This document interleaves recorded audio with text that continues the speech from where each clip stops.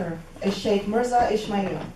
Sheikh Mirza is chairman and founder of Yezidi Human Rights Organization International, an advocacy group for the rights of minorities in Iraq and Syria. Sheikh Ismail is a frequent speaker on Yezidi history and issues in the Middle East and Iraq. He is a member of the United Nations Association in Canada and a member of the Canadian branch of Amnesty International.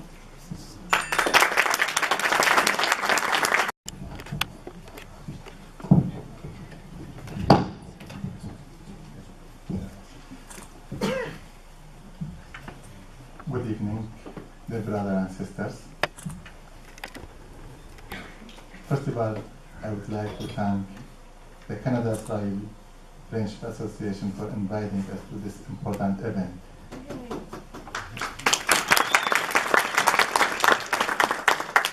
And also I would like to thank all the sponsors of this event. It was a shocking news when we heard about our two hero Canadian soldiers were killed by terrorists in Ottawa and Quebec. As my brother Shafi said, they killed for all of us because they were defending our rights, because they were defending our freedom, because they were helping us to enjoy our life with family and friends.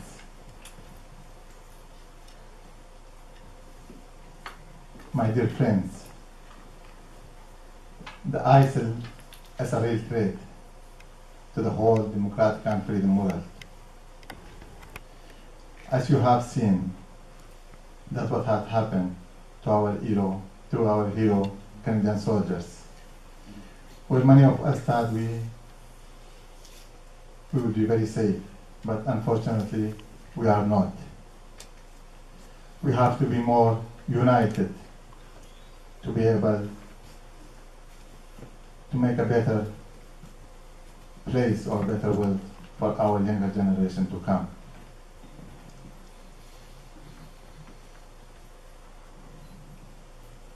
As you now know, the ISIL, Al-Qaeda,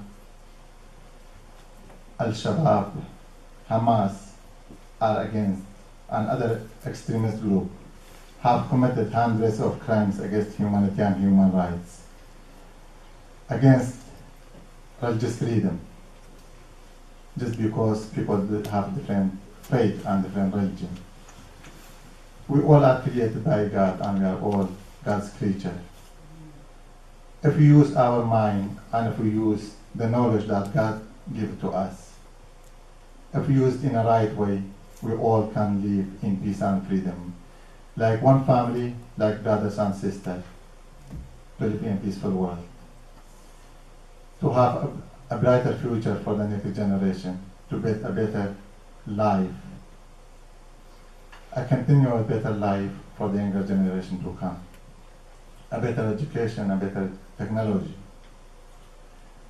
a better social network, so we all can live as a family in peace and freedom. We don't know what type of ideology those extremists have. As Yezidis, they consider us infidel people. They say you are not a people of book. They also consider the Buddha as infidel, and they are not people of book. So we don't know. Maybe God made a mistake by creating us, or it's just their ideology to build conflict in the world so that we all are suffering and suffering for the long time. As religious minorities, the Yezidis, the Jews, Christians, Buddha, Hindus, Zoroastrian, we have been through many genocides just because we are different. We have different faith and we have different religion. Until now, we have not heard from a Muslim country that those extremists are correctly wrong, and they have not tried to put them down. As Yezidis, we have we have faced 74 genocides, including the correct one. So we are today here, and I'm urging for your help and support to all people of the Middle East, to the Israelis, to the Yezidis, to the Christians, to the Buddhists, to the Zoroastrian, and to the Muslims who have been the victim of the religion that they live in. They are being killed by radical too. They are being killed by extremists. We don't know how long it's going to take them try to put those extremists down so that they cannot grow up. But unfortunately, these extremist groups are just growing and growing and growing. So there's something wrong here. If we want to live in a freedom world, we have to unite. We have to unite. We have to destroy this radical and extremist group so that we can live in peace and freedom.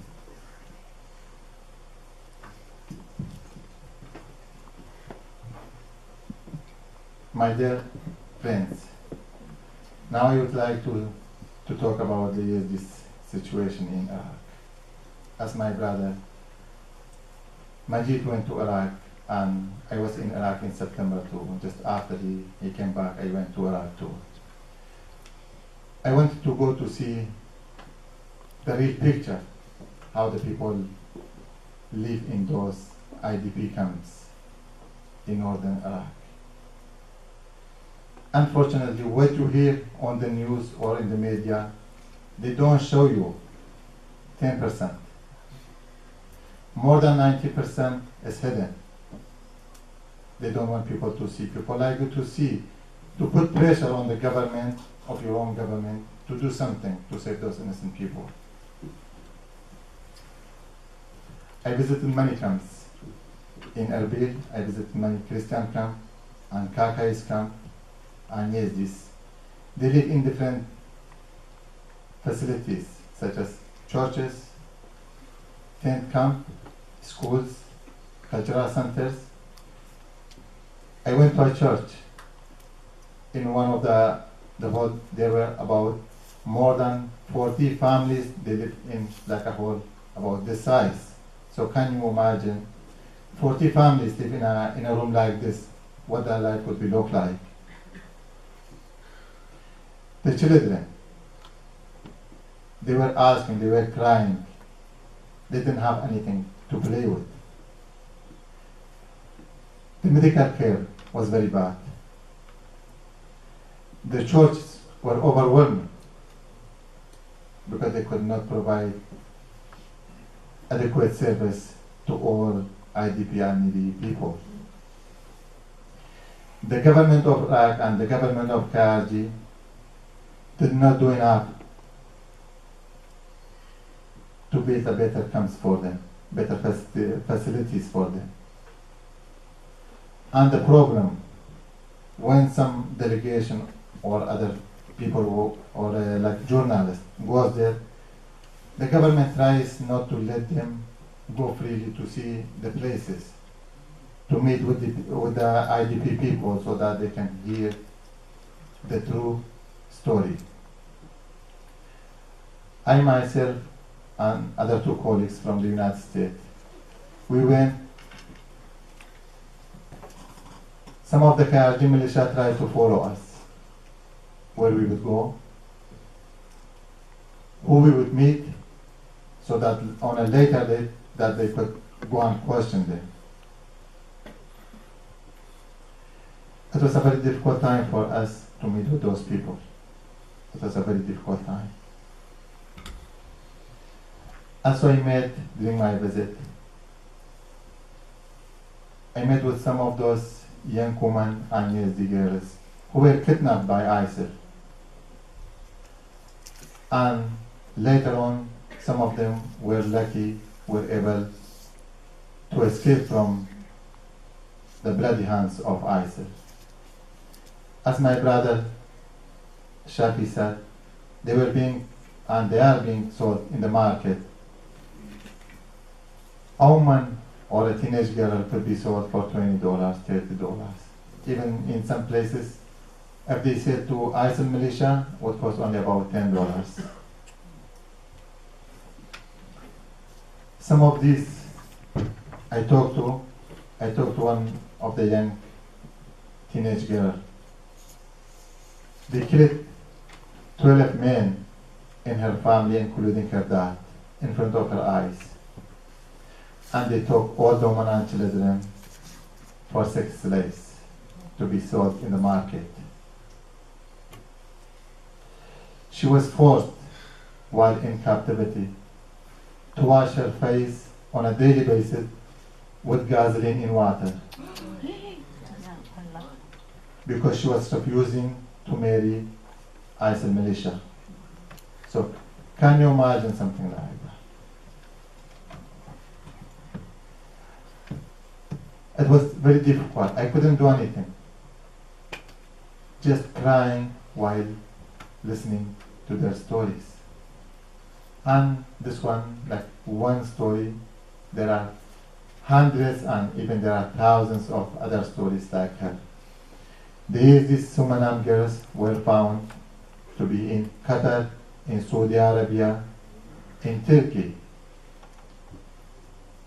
in Iraq, in Syria, and many other places they were sold to. Some of them were able to contact their family. One of the Amir married a Yezidi girl. They were found in Saudi Arabia. And he said, we don't know what to do. It's very brutal. We are being used for sex slaves. One of those young teenage could be raped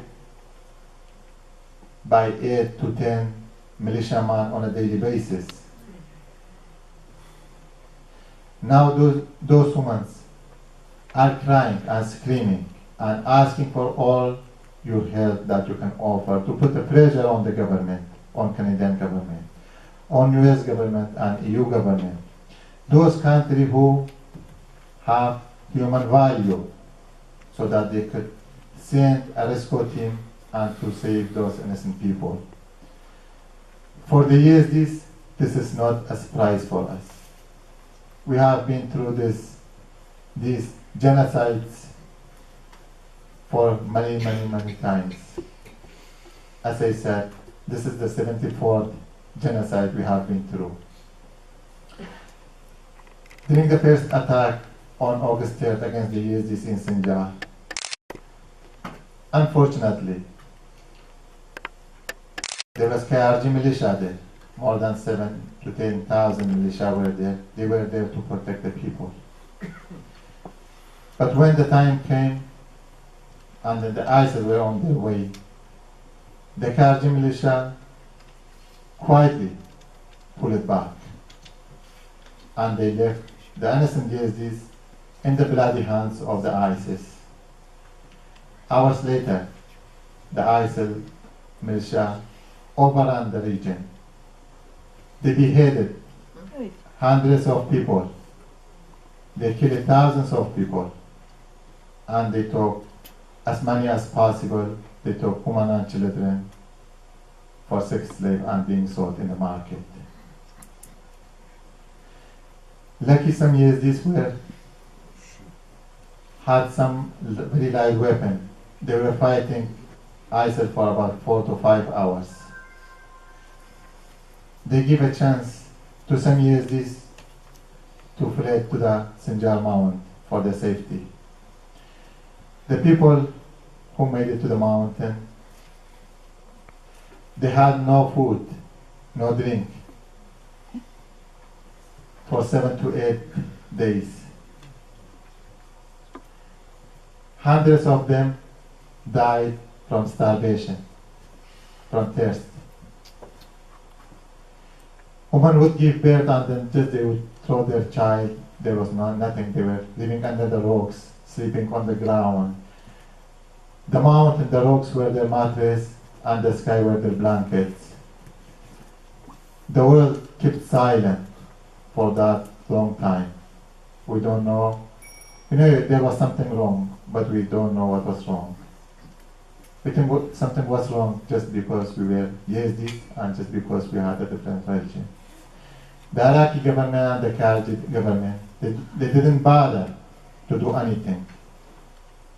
Whether they could defend by airstrike or they could provide the Yezidi with the arms so that they could fight ISIL to protect their homes and their families. But unfortunately, the Khalid refused to give them any weapons, and also they refused to give them any ammunition, and then just they left it. In early October, the Kharji again, they sent about more than 100 Kharji Peshmerga or militia to the Sinjar mountain. They are stationed on the top of the mountain. Before that time, the Yezidis post, they were not being mortar shelled. But after they put their militia and stationed on the top of the mountain Sinjar, until now, the Yezidis post in the mountain, they are being mortar shelled. This is another clear indication that the Kharji Peshmerga and commanders are providing ISIL with information in Sinjar. They are having direct communication with the ISIL. The ISIS already has been taking many parts of the mountains. From the eastern side, from the southern side, from the western side. They are being killed on a daily basis because they don't have ammunition. The people are running to the mountain top. They are living in caves. They are living under the rocks. And we are screaming for airstrike because there was some ISIS try to attack the Mosul Dam and try to go advance toward the Erbil. And then the ISIS tried to take Kobani. So they forgot about the Yezidis in Sinjar. They were in Erbil and also they used drop some weapon. The ISIL got a weapon in Kobani. But the Yezidis have nothing in Mount Sinjar. They have not been provided with a single bullet from the international countries such as US, UK, Canada, Australia, and other European countries, or Russia, or China. They know the people are there. They know there are still about 15,000 people, Yezidis live in the mountain. They are connected to the land. They don't want to leave. And then they will keep silent to provide help and support. Now we do hope that our respected Canadian government to work with its partners such as US and European Union to provide a direct armed support to the Yezidis and Kildosian in Sinjar and Nineveh Plain, to send international forces for protection so those people could go back to their region, to their homes, and live in peace and freedom. Now there are hundreds of thousands of Yezidis. They live under the bridges, in the streets, in parks, in open fields in northern Iraq. Just last Monday there was a rainstorm. They put down many of their tents. Probably if the pictures are on, you may have seen some of those pictures. Until now they are there. Many people, many children got sick and many children are passing away. Until now there's no international help to go and save those people. They need your help. They need your support to push the government to go and save them. They are innocent people, just like us. They were enjoying their life in peace and freedom, but those terrorists were jealous. They didn't want those innocent people to live in peace and freedom. So they went there and they destroyed their lives.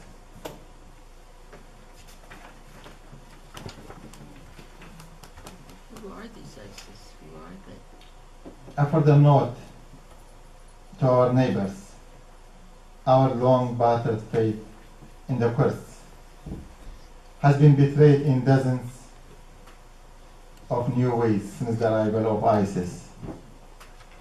First, the Kurds abandoned the very Yezidis they were allegedly protecting, and in some ways at least had advance notice of the ISIL offensive against the Yezidis.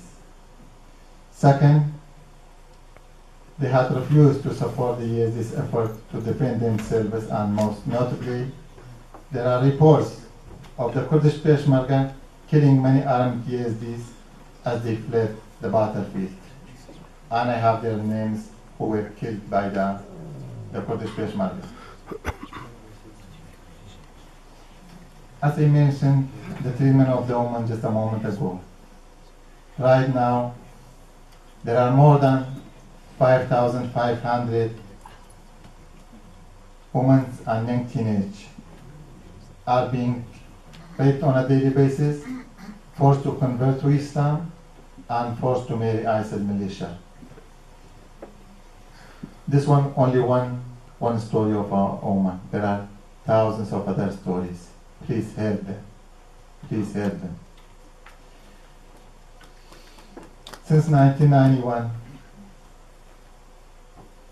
when the Iraqi Kurdish region began enjoying its own autonomy since the 2003, and after the fall of the previous regime of dictator al-Bahd, the Kurdish question has overshadowed our people. In fact, that the Kurds have been trying to assimilate the Yezidis in the Kurdish identity.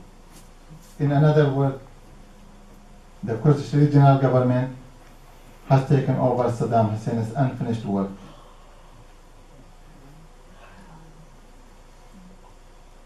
Where our cultural rights as a people, we ask the UN, the United Nations, and all other countries to put pressure on the clergy to respect the human rights of the Yezidis and to respect the Universal Declaration of Human Rights. When I say the Kurds, I don't mean all the Kurds. I mean only the clergy and its authority in northern Iraq. We thank